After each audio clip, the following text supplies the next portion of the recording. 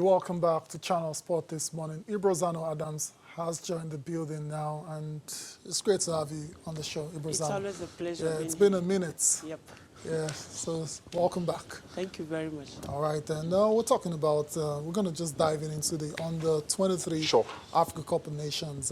Nigeria is a part of it, defending champions.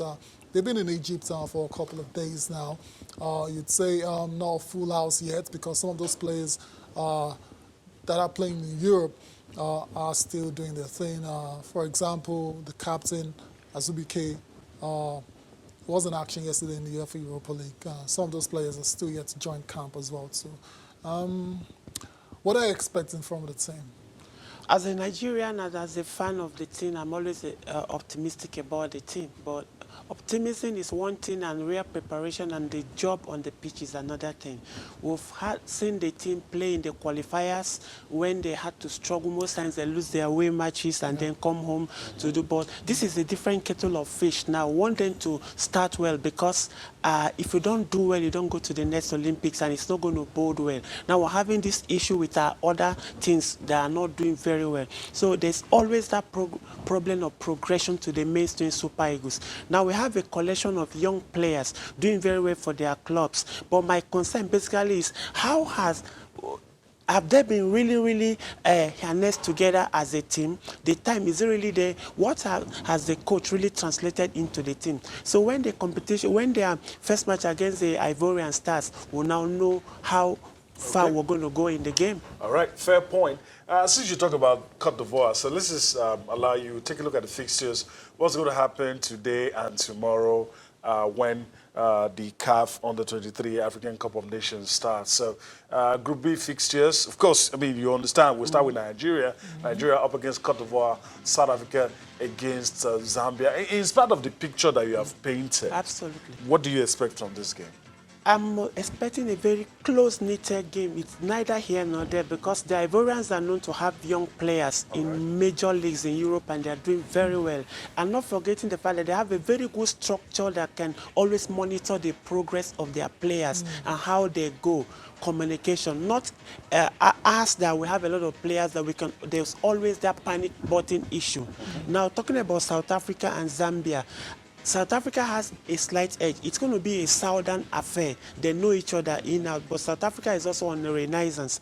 The last Nations Cup in Egypt, we saw what their main team, Bafana was able to do against the Egyptian, the host. Now, the renaissance is also streamlining down and to the other younger sports. So I feel they're going to give the Zambians a run for the money. All right. So let's see Group A. Quickly, if we can, let's just see. We just talked about Nigeria, so let's flip and talk about the other side, where you have a blockbuster game, you know, Cameroon and Ghana, Egypt and Mali. Your thoughts? Although I admit that Ghana has been having their problems at all levels in the last 1 or 2 years, but it's Ghana. It's still Ghana.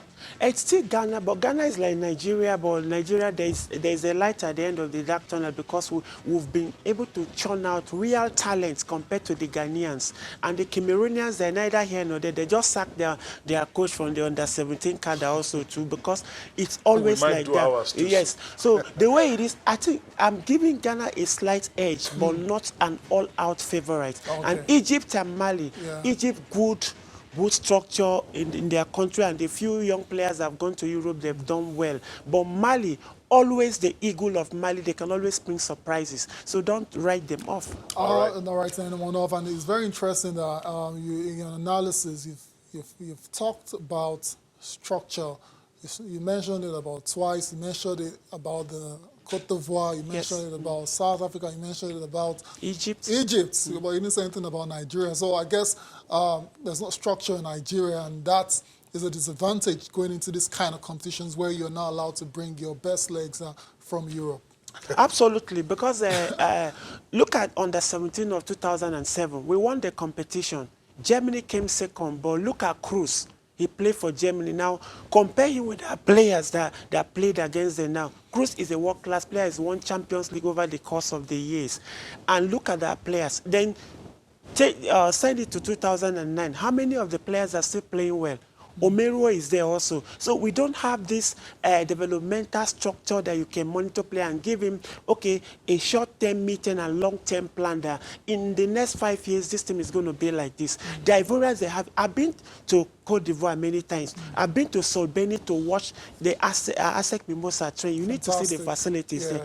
And most times they have this technical and tactical cooperation with European clubs. So it's very easy for them to have that. And you also go to the grassroots. I don't want us to go outside of the scope. No, I'm just trying to... I'm just saying, I could puncture this argument and say a lot of people will point out that it's not always easy for Africans. All of these people you mentioned have structures that start as a launching pad for them. So when we bring this argument of Cruz in 2007, no, it's just a one-off. That's why I don't want to go there. That's not go there. But it's a fair point that you have made. But let's look at our squad for this tournament. Let's quickly take a look at our squad. I want to ask you if it inspires confidence. We'll just try and see those names in the players. Just look at it. Does he inspire Adamu Abubakar? I don't want to reel out all the names. Just goalkeeper, defenders, midfielders, and forwards. Just look at these names and let me ask you, does he inspire confidence? It inspires confidence, but my concern with the guys playing at home is that of match rustiness. Yes. Because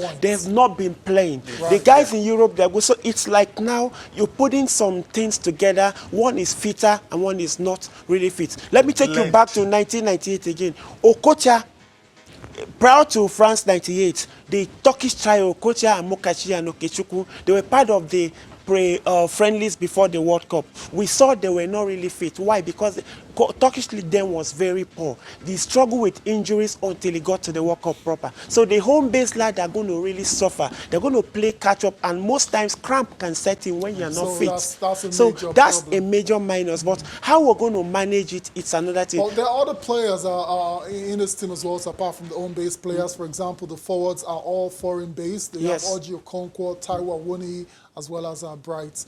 The challenge will always be the blend. The blend. At least no, absolutely. The attack is a daunting attack. You know, when I said I like an attack like that can always come in. I only languid in nature, always there at the right time. Some of the guys, but they need to complement each other. Your minus, my plus should help your minus, and your plus should help my minus. Okay. Let's talk about something that appears a bit positive for Nigeria as part of the picture that we have painted. Let's take a look at the past winners and a brief tournament history of the CAF under 23 AFCON. Started in 2011, Gabon won. Nigeria won in 2015. 2019 is a big question mark. Will Nigeria win? We'll see.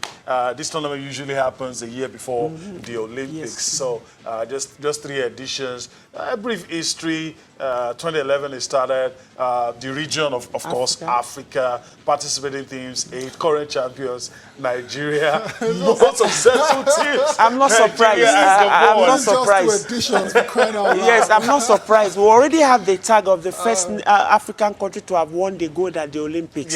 So it's also... It's not surprising if we're successful at this level. So our pedigree is big. So like you said, I'm optimistic. I want the team to win so that whatever they see on in the qualifiers, they can get it rightly done before the major Olympics. Before the major, talking about the Olympics, 3 teams, the first, second, and third, will qualify for Tokyo. So it's not enough to get into the semis. Exactly. You must win your semis or win the top place, whichever way. Just get into the final. Make it safe.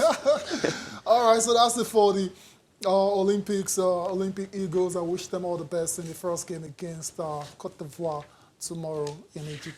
Let's move on to the Nigerian Professional Football League match day 2. Let's review the matches that will be played this weekend on Sunday, and a lot of very interesting fixtures. And forget the fact that Aqua Starlets and the matches involving Aqua United have been postponed, but there are other matches that we can obviously look forward to. Jigawa Stars will take on Plateau United. Plateau United on the back of that fantastic win and match they won over Lobby Stars. They'll be looking to consolidate on that one.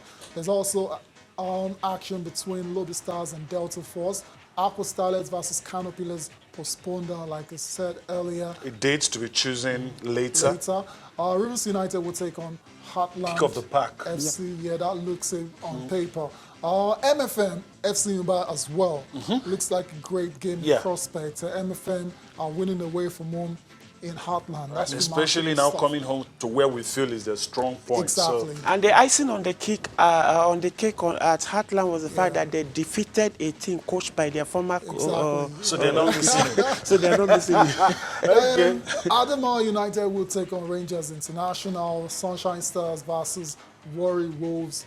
Akwa United versus Abia Warriors. That's postponed. It's removed to November 14th. There you go. So keep that in your diary so you don't miss it.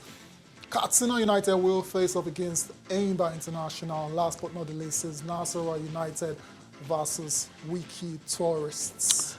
This is Hear You. Which one have we've talked about it and looked at the Rivers United Heartland.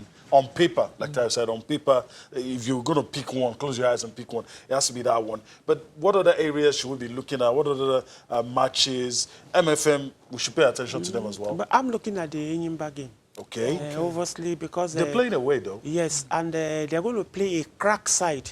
There are players that would have turned their home to a fortress.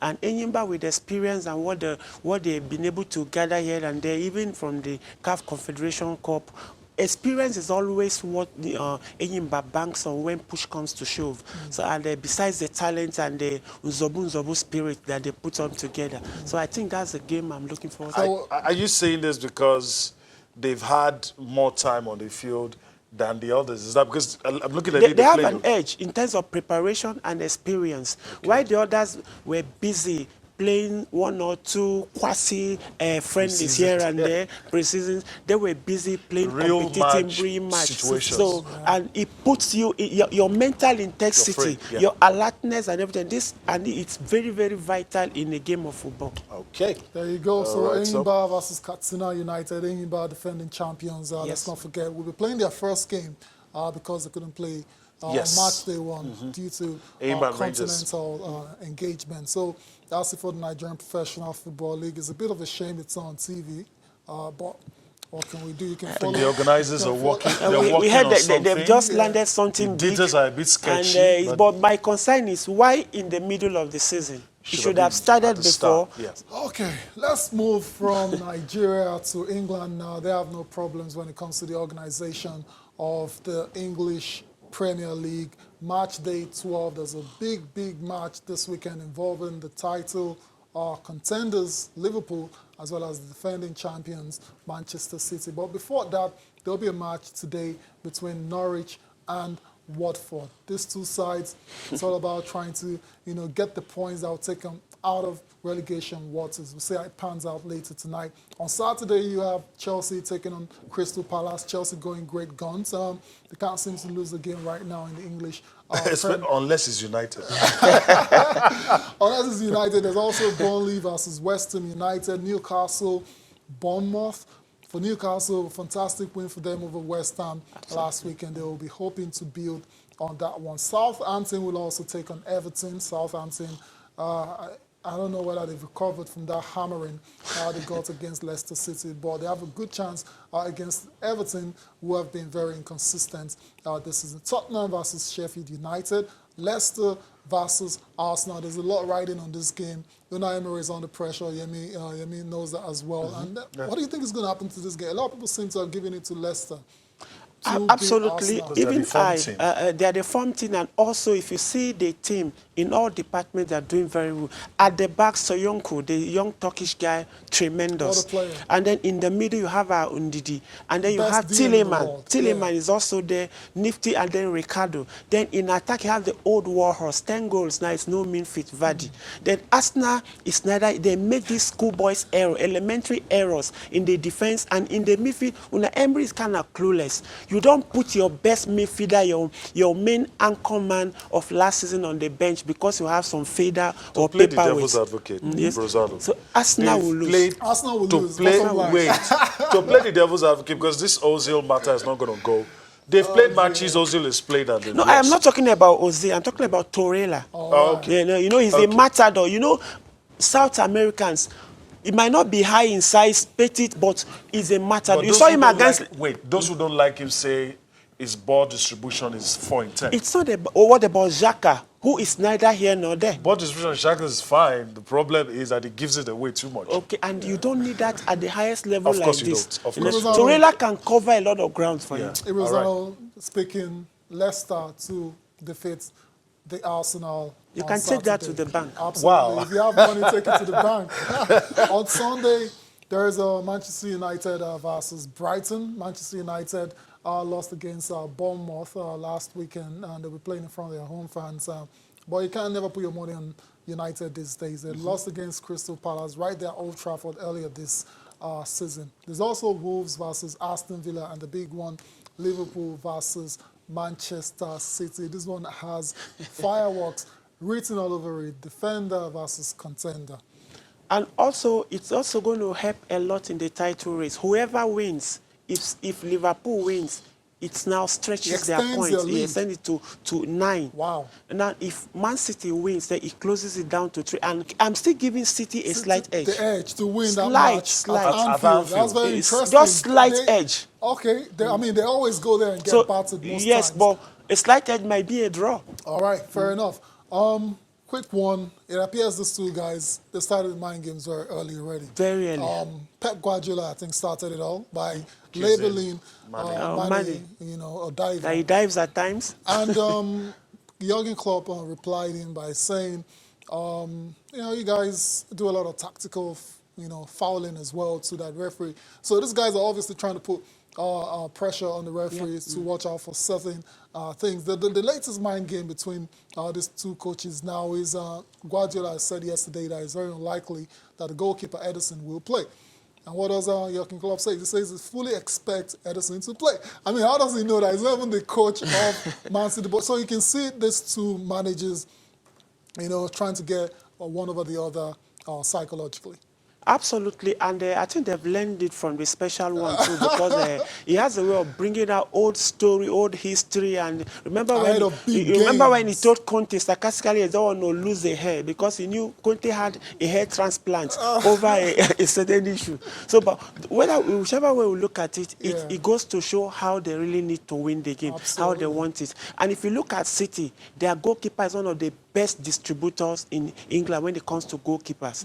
He's got a very good left leg and he's done a lot. That's Ederson. So whichever, I think, pulling it out of the game against Atlanta was a precautionary measure. Because I read something in L'Equipe late in the night, and it was saying there's that 100 or 80% chance that he's going to play. And you know how medical is these days. They will do all they can because Bravo right now is inconsistent. Bravo, you don't want to put Bravo if you put him there.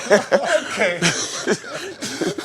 I'm trying not to laugh. We need to go on a break. When we return, of course, we'll still talk about the English Premier League, and of course, we'll give you a slice of boxing on the show. Join us again.